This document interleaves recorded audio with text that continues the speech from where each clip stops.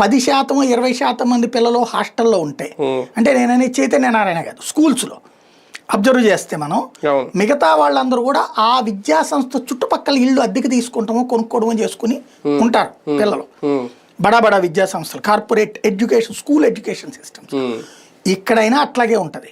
ఇప్పుడు నువ్వు private allowed చేస్తే, ఇప్పుడు లైక్ అమీర్పేట, జేఎన్టీయు ఇట్లాంటి సిస్టమ్ ఇక్కడికి రావాలి. అప్పుడు ఫ్లోటింగ్ ఉంటుంది.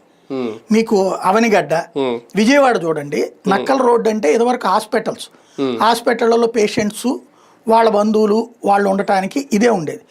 ఇప్పుడు ఆ శ్రీధర్ ఇన్స్టిట్యూట్స్ అని బ్యాంకింగ్ ఇన్స్టిట్యూట్ వచ్చింది. 10,000 మంది అక్కడ ఉంటున్నారు. 10,000 మంది.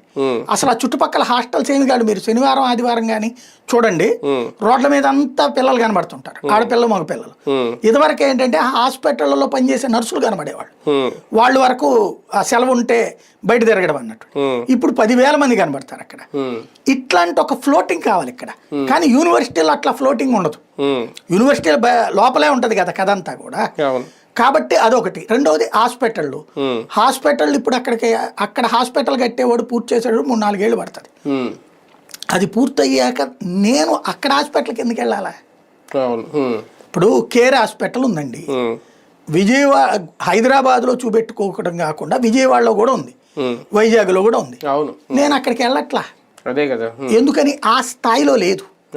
ఇక్కడైనా